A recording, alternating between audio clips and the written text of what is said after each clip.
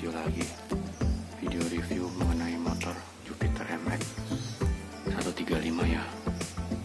Motor ini tahun 2013 yang seri New Jupiter MX ya. Motor ini udah sekitar 8 tahun ya umurnya. Kilometernya juga udah sekitar 46 ribuan lebih, udah mau 47 ribu ya.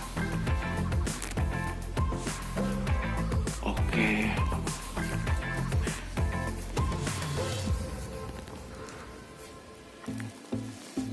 ya motor ini tangan pertama, jadi beli baru gitu, jadi ya bukan beli second gitu. Karena beli baru ya, jadi mesinnya masih original, belum pernah dibongkar-bongkar, belum pernah turun mesin lah gitu. Oke, kelebihan dan kekurangannya aja langsung ya guys. Pertama kita bicara kekurangan dulu lah. Kalau motor ini kan masih pakai karburator, jadi otomatis ya nggak sesempurna injeksi gitu. Kalau injeksi kan dia pencampuran bahan bakarnya udah otomatis gitu, presisi, jadi bisa berubah-ubah tergantung ECU settingan komputer. Kalau ini kan masih karburator, jadi ya kalau karburator jadi masih manual gitu. Manual ya kadang berubah-ubah tergantung nggak berubah, maksudnya ya begitu-begitu aja, otomatis ya udah pasti lebih boros dibandingin sama yang udah injeksi gitu. Oke, terus kelebihan kedua ya dari segi mesin. Seperti kita tahu bahwa mesin Yamaha Jupiter MX itu kan seperti fiction gitu, jadi udah pakai bahan dihasil dan forget piston, yang mana kalau dihasil itu kan aluminium, kan full aluminium, diecast aluminium silikon. Jadi katanya sih lebih tahan gores, jadi lebih awet, makanya ada garansi mesin 3 tahun Yamaha.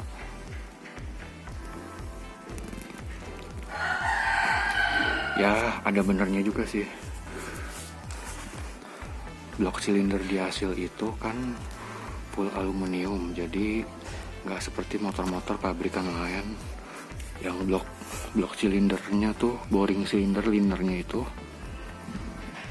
pakai liner besi, jadi ya gampang baret gitu kan. Kalau di hasil memang katanya lebih awet, cuma ya tergantung perawatan juga sih gitu. Nah,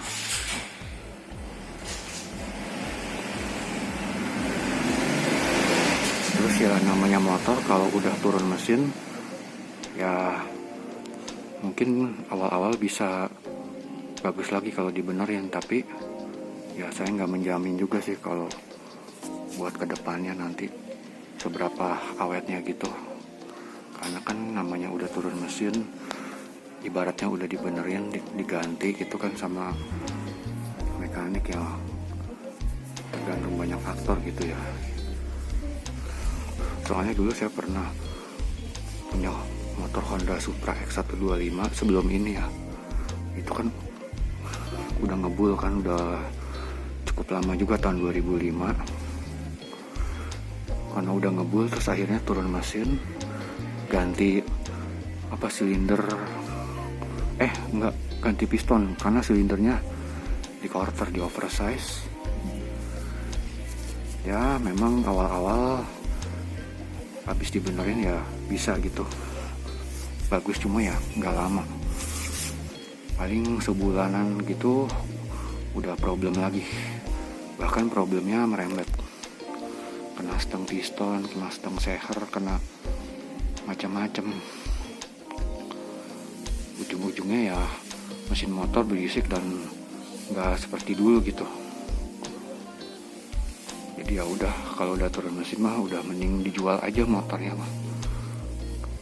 Repot gitu kan, capek hati gitu kalau dipakainya gitu.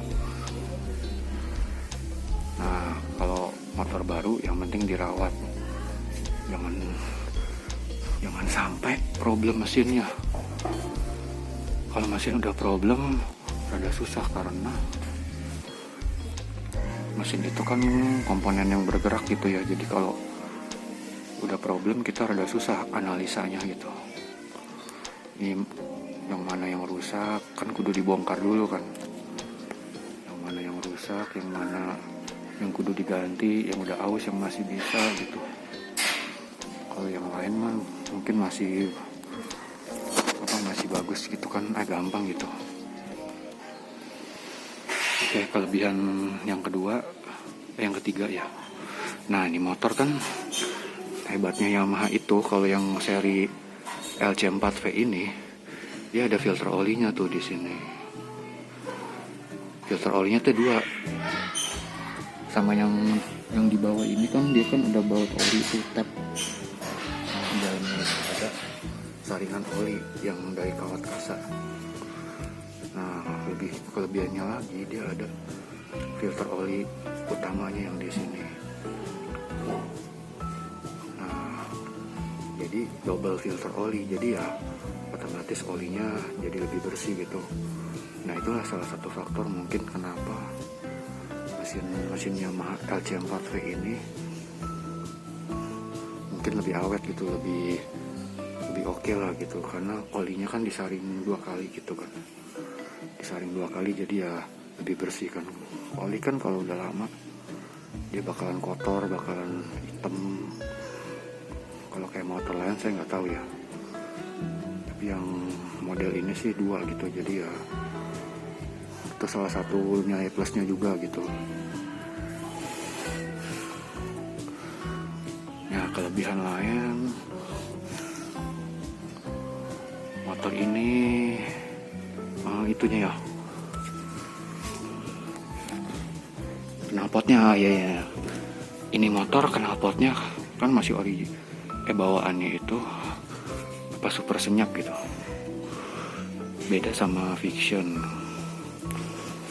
Kalau Vixion sih emang knalpot standarnya dia lebih keren, cuma suaranya kalau menurut saya lebih berisik dibandingin yang MX ini. MX ini dia lebih senyap suaranya, halus banget, halus pisan. Kalau pas lagi standarnya gitu, kalau mesin masih oke, suara standarnya tuh halus banget, saking halusnya jadi nggak kedengeran. Apalagi kalau pas lagi jalan gitu nggak gitu kedengeran, jadi rada ngeri juga sih. Kalau beda kalau udah ganti knalpot racing, nah itu gak usah ditanya di lain soal. Nah, itu yang keempat. Yang kelima itu kelebihan yang kelima. Nah, ini yaitu di bagian spoolnya. Kalau menurut saya spoolnya ini lumayan oke ya gitu. Ya meskipun nggak sesempurna spool Vixion. Kalau spool Vixion kan dia udah 3 fase. Kalau ini ya masih di 2 fase gitu ya. Tapi lumayan ngecasnya cepet juga gitu. Jadi kalau masih oke gitu, dia kan ngecasnya lumayan cepet. Apalagi kalau udah dijadiin full DC full wave. Nah, dia lebih cepet gitu ngecasnya, jadi nggak seperti motor bebek yang lama-lama kayak Supra atau Revo atau apa gitulah. Spoolnya lumayan oke, lumayan cepet lah. sekarang apa ya,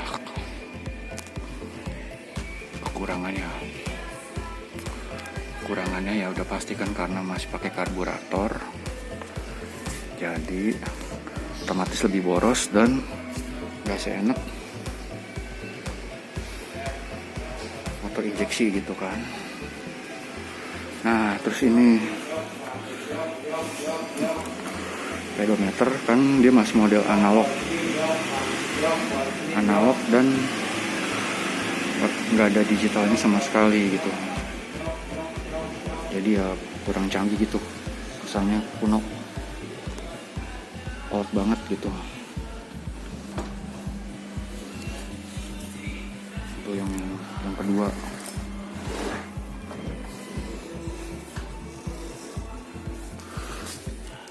Terus yang ketiga itu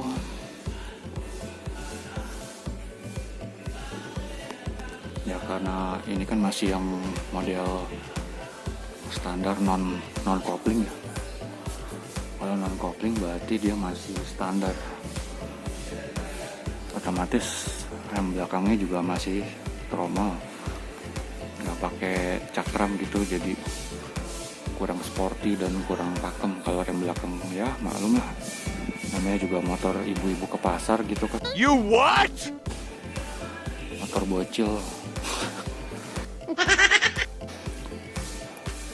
Motor ibu-ibu ke pasar, cuma ya modelnya doang sih mungkin lebih keren gitu kan. Modelnya kesannya kayaknya sport gitu, balap. Padahal sih tenaganya ya segitu-segitu aja lah. Kalau kenceng atau enggak tergantung yang ridingnya juga sih. Nah itu soal kenceng atau enggak, dia pengaruh ke boros atau enggaknya BBM. Makanya kalau faktor boros atau enggaknya BBM, konsumsi BBM itu tergantung cara bawanya juga, cara perawatannya juga gitu kan. Nah otomatis yang model ini nggak pakai kopling tangan, jadi persnelangnya juga cuma 4. Makanya kenapa saya bilang ini motor ibu-ibu ke pasar, karena ya sama persis gitu, sama kayak motor-motor bebek pada umumnya gitu, kayak Honda Supra Fit, Honda Supra yang jadul gitu kan, Honda Blade, Honda Evo gitu. Karena ya namanya motor bebek ya begitu, dia cuma speednya cuma 4 dan nggak pakai kopling manual. Ya memang ada sih yang pakai kopling manual, cuma ya kalau menurut saya tanggung gitu, karena bebek kalau mau kopling manual yang mending motor sport, jadi tanggung. Ya, meskipun ya secara mesin mungkin masih bisa lah, karena mesin ini kayaknya lumayan gak bolot-bolot amat gitu kan, jadi masih bisa mungkin kalau pakai kopling manual terus 5 speed. Cuma ya kalau menurut saya dari segi desain agak mentok aja. Nah terus yang keenam, suara mesin SOHC ini, apalagi yang 4 valve itu dia rada berisik, karena seperti yang kita tahu kalau SOHC itu kan dia kan pakai pelatuk, apalagi ini ada 4 katup, otomatis ya lebih berat kan, beda sama DOHC. Kalau DOHC kan dia pakai rocker, pakai double camshaft, jadi nggak pakai pelatuk lagi.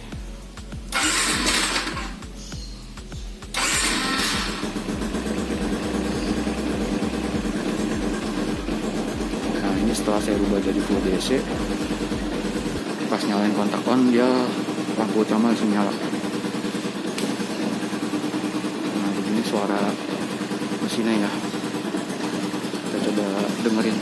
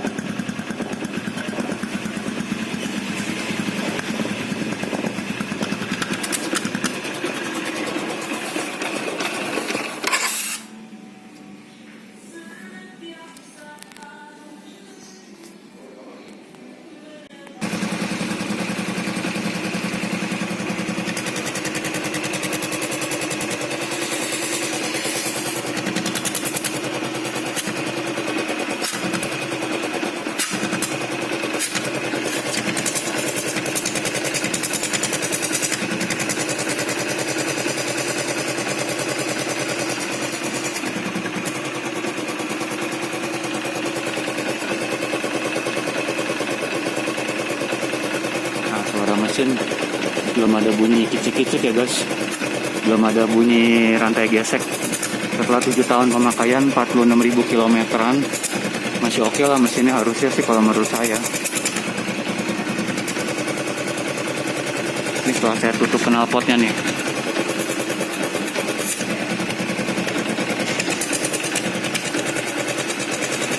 Gimana guys menurut kalian?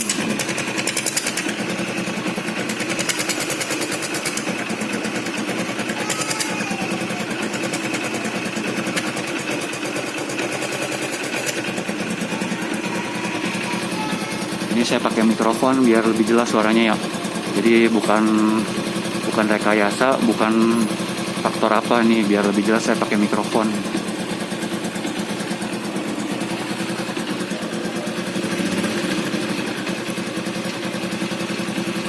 Kalau saya gas ya.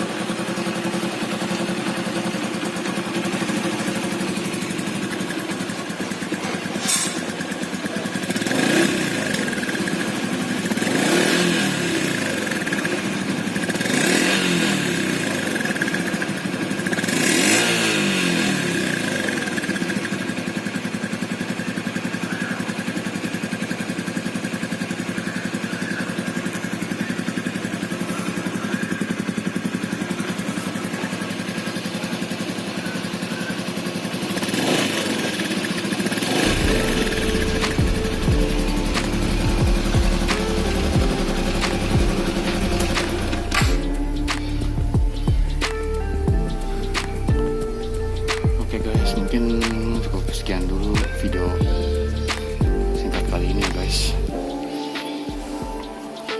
Oke, jadi begitulah kalau motor Yamaha Jupiter MX itu enaknya itu dia mesinnya lebih halus dan suaranya lebih senyap. Juga kondisi mesinnya juga lebih oke gitu dibandingin motor-motor lain. Oke, jika ada saran atau komentar silahkan tulis aja, jangan lupa